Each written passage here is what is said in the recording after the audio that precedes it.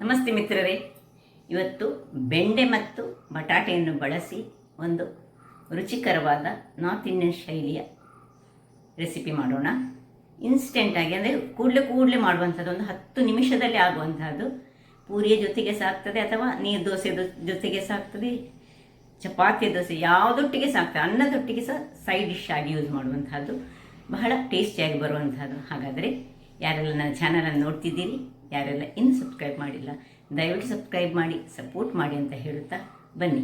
ಈ ಒಂದು ರುಚಿಕರವಾದ, ನಾವು ಹೆಚ್ಚಾಗಿ ಕರಾವಳಿಯವರು ಬಟಾಟೆಯನ್ನು ಬೆಂಡೆ ಒಟ್ಟಿಗೆ ಬೆರೆಸಿ ಮಾಡೋದಿಲ್ಲ, ಬಟ್ ಇದು ಬಹಳ ಟೇಸ್ಟಿಯಾಗಿ ಬರ್ತದೆ. ಕೆಲವು ಮಸಾಲ ಪದಾರ್ಥಗಳನ್ನು ಹಾಕಲಿಕ್ಕಿರುವುದು, ಸಿಂಪಲ್ ಆದದ್ದು. ಬನ್ನಿ ಹೇಗೆ ಮಾಡುವುದೆಂದು ನೋಡೋಣ.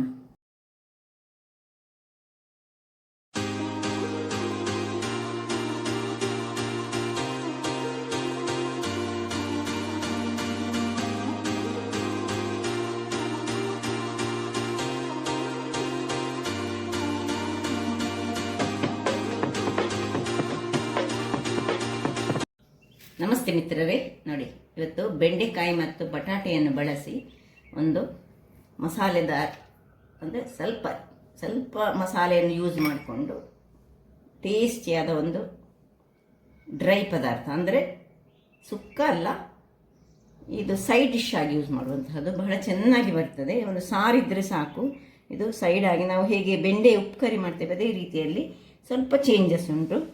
ಸಣ್ಣ ಬೆಂಡೆ ಆದರೆ ಮತ್ತೆ ಸಹ ತುಂಬ ಒಳ್ಳೆಯದು. ನಾನಿವತ್ತೊಂದು 1/4 ಕಿಲೋದಷ್ಟು ಬೆಂಡೆಕಾಯಿಯನ್ನು ತೆಗೆದುಕೊಂಡು ಚೆನ್ನಾಗಿ ಅದನ್ನು ತೊಳೆದು ಹೀಗೆ ಒರೆಸಿಟ್ಟುಕೊಳ್ಬೇಕು. ಇಲ್ಲದಿದ್ದರೆ ಅದರದ್ದು ಅಂಟು ಅಂಶಗಳು ಬರ್ತದಲ್ಲ, ಹಾಗಾಗಿ ನಾವು ಆ್ಯಸ್ ಯೂಶುವಲ್ ಮಾಡೋ ಹಾಗೆ ತೊಳೆದು ಒರೆಸಿರ್ಬೇಕು. ಈಗ ಇದರದ್ದು ಸಿಪ್ಪೆ ತೆಗಿತೇನೆ. ಸಿಪ್ಪೆ ತೆಗೆದಿದ್ದನ್ನು ಸಣ್ಣದಾಗಿ ಹೆಚ್ಚಿಕೊಂಡು ನೀರಲ್ಲಿ ಹಾಕ್ತೇನೆ. ಇದನ್ನು ಹೆಚ್ಚಿಟ್ಕೊಳ್ತೇನೆ. ಈಗ 1 ಚಮಚದಷ್ಟು ಜೀರಿಗೆ ಬೇಕು ನಮಗೆ, 1 ಚಮಚದಷ್ಟು ಗರಂ ಮಸಾಲೆ, ಇಲ್ಲದಿದ್ದರೆ ಚಿಕನ್ ಮಸಾಲೆ ಸಾಕ್ತದೆ. ನಾನು ಹೆಚ್ಚಾಗಿ ಗರಂ ಮಸಾಲೆ ಬದಲು ಚಿಕನ್ ಮಸಾಲೆಯನ್ನು ಯೂಸ್ ಮಾಡೋದು. ಅದು ನನಗೆ ಒಳ್ಳೆಯ ಪರಿಮಳವನ್ನು ಕೊಡ್ತದೆ ಯಾವುದಕ್ಕೆ, ಯಾವುದೇ ಒಂದು ವೆಜಿಟೇರಿಯನ್ ಕರಿಗಳಿಗೆ ಸಹ ಹಾಗೆ. ಈಗ ಇಲ್ಲಿ 1.5 ಚಮಚದಷ್ಟು ಮೆಣಸಿನ ಪುಡಿ, ಬ್ಯಾಡಗಿ ಮೆಣಸಿನ ಮತ್ತು ಗುಂಟೂರು ಮೆಣಸು ಮಿಕ್ಸ್ಡ್ ಪುಡಿ, ಇದು ಸ್ವಲ್ಪ ಖಾರ ಬರ್ತದೆ.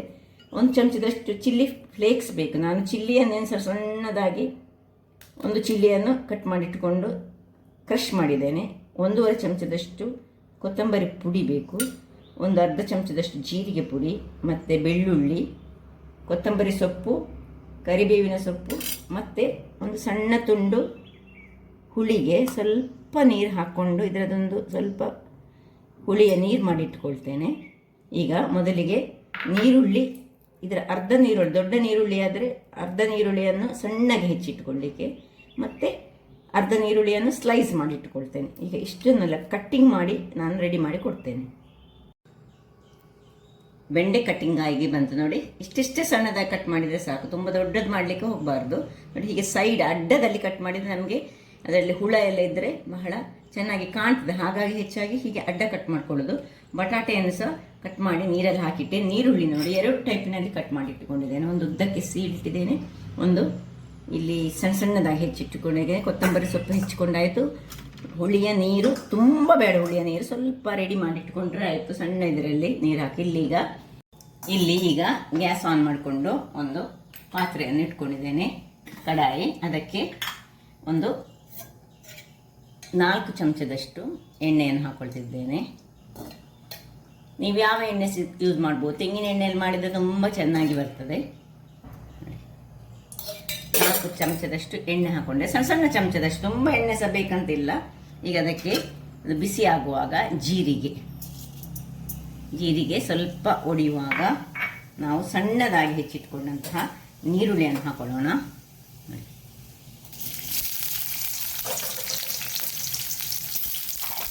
ನೀರುಳ್ಳಿ, ಕರಿಬೇವಿನ ಸೊಪ್ಪು,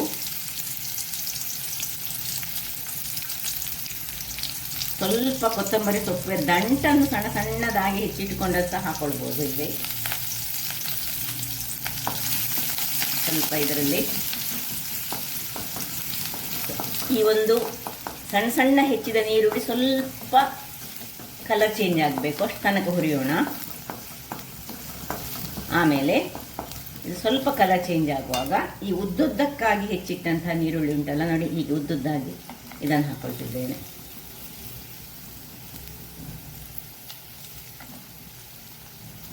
ಆ ಸಣ್ಣ ಹೆಚ್ಚಿಟ್ಟ ನೀರುಳ್ಳಿದ್ದು ಕಲರ್ ಸ್ವಲ್ಪ ಚೇಂಜ್ ಆಗಬೇಕು. ಸ್ವಲ್ಪ ಉರಿ ಹದದಿಂದ ಇರಲಿ, ದೊಡ್ಡದು ಸಹ ಬೇಡ ಸಣ್ಣ ಸಹ ಬೇಡ. ಸೊ ಇದು ಸ್ವಲ್ಪ ಟ್ರಾನ್ಸ್ಪರೆಂಟ್ ಆಗಲಿ, ಅಷ್ಟು ತನಕ ಚೂರು ಹುರಿಯೋಣ. ಇನ್ನೀಗ ಇದಕ್ಕೆ ಸಣ್ಣದಾಗಿ ಹೆಚ್ಚಿಟ್ಟಂತಹ ಈ ನೀರಿನಿಂದ ತೆಗೆದ ನೀರು ಬೇಡ ನೋಡಿ, ಹೀಗೆ ಚೆನ್ನಾಗಿ ಮಾಡಿ ಹಾಕೊಳ್ತಿದ್ದೇನೆ ಬಟಾಟೆ.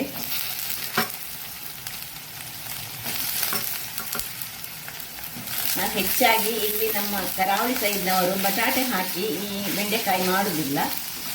ಇದೊಂದು ನಾರ್ತ್ ಇಂಡಿಯನ್ ಡಿಶ್ ಆ್ಯಕ್ಚುಲಿ. ನಾವು ನಾರ್ತ್ ಇಂಡಿಯಾದಲ್ಲಿ ಇರುವಾಗ ನಮ್ಮ ನೇಬರ್ ಪಂಜಾಬಿಯವರು ಇಂಥದ್ದನ್ನು ತುಂಬ ಮಾಡ್ತಿದ್ರು. ಅವರೆಲ್ಲ ಇಲ್ಲಿ ಬಟಾಟೆಯನ್ನು ಯೂಸ್ ಮಾಡಿ ಹೆಚ್ಚಾಗಿ ಮಾಡುವಂಥದ್ದು. ಇದು ಚೆನ್ನಾಗಿ ಬರ್ತದೆ, ಒಳ್ಳೆ ಟೇಸ್ಟ್, ಚಪಾತಿಗೆ ತಿನ್ನಲಿಕ್ಕೆ, ಪೂರಿಗೆಲ್ಲ ತಿನ್ನಲಿಕ್ಕೆ. ನಾವೆಲ್ಲ ಅನ್ನಕ್ಕೆ ಸೈಡ್ ಡಿಶ್ ಆಗಿ ಸಹ ಮಾಡ್ಕೊಳ್ಬೋದು. ಈಗ ಸ್ವಲ್ಪ ಇದಕ್ಕೆ ಹಳದಿಯನ್ನು ಹಾಕ್ಕೊಂಡು ಒಂದು ಪಿಂಚ್ ಆಫ್ ಹಳದಿ ಸಾಕು ಹಾಕಿ ಸ್ವಲ್ಪ ತಿರುಗಿಸ್ಕೊಳ್ಳೋಣ. ಹೀಗೆ ಒಳ್ಳೆ ಇದರಲ್ಲಿ ಇದು ಫ್ರೈ ಹಾಕ್ಕೊಳ್ಳಿ. ಇಷ್ಟ ಆಗುವಾಗ ಈಗ ನಡುವಲ್ಲಿ ಈ ಎಣ್ಣೆಗೆ ಈ ಬೆಳ್ಳುಳ್ಳಿ ಸಣ್ಣದಾಗಿ ಹೆಚ್ಚಿಟ್ಟಂತಹ ಬೆಳ್ಳುಳ್ಳಿಯನ್ನು ಹಾಕ್ಕೊಂಡು ಸ್ವಲ್ಪ ಹುರಿದುಕೊಳ್ಳೋಣ. ಇದನ್ನು ನಾವು ಸಣ್ಣಗೆ ಹೆಚ್ಚಿದ ನೀರುಳ್ಳಿ ಹಾಕುವಾಗಲೇ ಹಾಕ್ಕೊಳ್ಬೋದು, ಅಲ್ಲಿ ಸಹ ಹಾಕ್ಕೊಳ್ಬೋದು, ಅಥವಾ ಈ ಟೈಮ್ನಲ್ಲಿ ಸಹ ಹಾಕ್ಕೊಳ್ಬೋದು. ಸ್ವಲ್ಪ ಬೆಳ್ಳುಳ್ಳಿಯ ಎಲ್ಲ ಅಂಶಗಳು ಇದರಲ್ಲಿ ಫ್ರೈ ಆಗಬೇಕು. ನಡುವಲ್ಲಿ ಫ್ರೈ ಆದಮೇಲೆ ಈಗ ಇದನ್ನು ಸ್ವಲ್ಪ ತಿರುಗಿಸ್ಕೊಳ್ಳೋಣ. ಇನ್ನು ನಾವು ಮುಚ್ಚಳವನ್ನು ಮುಚ್ಚಿಕೊಳ್ಳೋಣ. ಮುಚ್ಚಳವನ್ನು ಮುಚ್ಚಿಕೊಂಡು ಬೇಯಿಸ್ಕೊಳ್ಳೋಣ. ಸಣ್ಣ ಉರಿ ಇರಲಿ.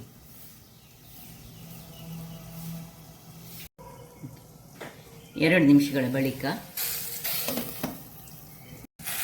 ಇಲ್ಲಿ ಸ್ವಲ್ಪ ಉಪ್ಪು, ಎಷ್ಟು ಇದಕ್ಕೆ ಬಟಾಟೆಗೆ ಎಷ್ಟು ಬೇಕು ಅಷ್ಟು ಉಪ್ಪನ್ನು ಹಾಕ್ಕೊಂಡು ಒಮ್ಮೆ ತಿರುಗಿಸ್ಕೊಳ್ಳೋಣ. ಬಟಾಟೆ ತುಂಬ ಬೇಯಬಾರ್ದು, ಇಷ್ಟ ಆಗುವಾಗ. ಇನ್ನು ಈ ಬೆಂಡೆ ಏನುಂಟು, ಈ ಬೆಂಡೆಕಾಯನ್ನು ಇದಕ್ಕೆ ಹಾಕೊಳ್ಳೋಣ. ಹಾಕ್ಕೊಂಡು ಚೆನ್ನಾಗಿ ಹೀಗೆ ತಿರುಗಿಸ್ಕೊಳ್ಳೋಣ ಸುರಿಗೆ. ಒಳ್ಳೆ ಇದರಲ್ಲಿ ಫ್ರೈ ಆಗಬೇಕು. ಇದಕ್ಕೆ ನೀರೊಂದು ಹೆಚ್ಚು ಏನು ಹಾಕ್ಕೊಳ್ಳಿಕ್ಕಿಲ್ಲ. ಸೊ ಬಟಾಟೆ ಅರ್ಧ ಬೆಂದ ಮೇಲೆ ನಾವು ಬೆಂಡೆಕಾಯನ್ನು ಹಾಕಬೇಕು. ಯಾಕಂದರೆ ಬೆಂಡೆಕಾಯಿ ಬೇಗ ಬೇಯುವಂಥದ್ದು, ಬಟಾಟೆ ಸ್ವಲ್ಪ ಹೆಚ್ಚು ಟೈಮ್ ಬೇಕಾಗ್ತದೆ. ಹಾಗಾಗಿ ಈ ಬಟಾಟೆ ಕಟ್ ಮಾಡುವಾಗ ಸಹ ನಾವು ಎಷ್ಟು ಬೆಂಡೆಯ ಹದದಲ್ಲೇ ಇದನ್ನು ಕಟ್ ಮಾಡಬೇಕು. ಆಗ ಮಾತ್ರ ಅದಕ್ಕೊಂದು ನೋಡಲಿಕ್ಕೆ ಸಹ ಚೆನ್ನಾಗಿರ್ತದೆ ಮತ್ತು ಬೇಯಲಿಕ್ಕೆ ಸಹ ಅದು ಕರೆಕ್ಟಾಗಿ ಬೇಯ್ತದೆ. ಈ ಹೊತ್ತಿನಲ್ಲಿ ಇನ್ನೀಗ ನಾವು ಕೊತ್ತಂಬರಿಯ ಪೌಡರ್ ಮತ್ತು ಮೆಣಸಿನ ಪೌಡರ್ ಎರಡನ್ನು ಸಹ ಹಾಕ್ಕೊಳ್ತಿದ್ದೇನೆ. ಹಾಕ್ಕೊಂಡು ಸ್ವಲ್ಪ ತಿರುಗಿಸೋಣ. ಇನ್ನು ಜೀರಾ ಪೌಡರ್ ಅರ್ಧ ಚಮಚದಷ್ಟು ಜೀರಿಗೆ ಹುಡಿ, ಇಷ್ಟನ್ನು ಹಾಕ್ಕೊಂಡು ಚೆನ್ನಾಗಿ ತಿರುಗಿಸ್ಕೊಳ್ಳೋಣ. ಉರಿ ಮಾತ್ರ ಸಣ್ಣದಿರಲಿ. ಡ್ರೈ ಆಯಿತು. ಈಗ ಈ ಹುಳಿಯ ನೀರೇನುಂಟು ನೋಡಿ, ಇಲ್ಲಿ ನಾವು ಹುಳಿಯ ನೀರನ್ನು ಮಾಡಿಟ್ಟುಕೊಂಡಿದ್ದೇವೆ. ಸ್ವಲ್ಪ ನೀರು ಹಾಕ್ಕೊಂಡು ಈ ಹುಳಿಯ ನೀರು ಮಾತ್ರ ಒಳ್ಳೆ ಹಿಂಡಿಕೊಂಡು, ನಿಮಗೆ ಹುಳಿ ನೀರು ಬೇಡದ್ರೆ ನಾರ್ತಿನವರು ಏನು ಮಾಡ್ತಾರೆ, ಅವರು ಅಮ್ಚೂರ್ ಪೌಡರನ್ನು ಯೂಸ್ ಮಾಡ್ತಾರೆ, ಚಾಟ್ ಮಸಾಲ ಅಮ್ಚೂರ್ ಪೌಡರ್. ನಾವೆಲ್ಲ ಅದನ್ನು ಮನೆಯಲ್ಲಿ ಇಟ್ಟುಕೊಳ್ಳೋದಿಲ್ಲ ನೋಡಿ. ಹಾಗಾಗಿ ಹುಳಿಯ ನೀರನ್ನು ಸ್ವಲ್ಪ ಹೀಗೆ ಇದಕ್ಕೆ ಹಾಕ್ಕೊಳ್ತಿದ್ದೇನೆ ನಾನು. ಹಾಕ್ಕೊಂಡು ಸಣ್ಣ ಉರಿಯಲ್ಲಿ ಮುಚ್ಚಳ ಮುಚ್ಚುವ ಮೊದಲು ಈ ಚಿಲ್ಲಿ ಫ್ಲೇಕ್ಸ್ ಏನುಂಟು ಅದನ್ನು ಸ್ವಲ್ಪ ಹಾಕ್ಕೊಳ್ತೀನಿ.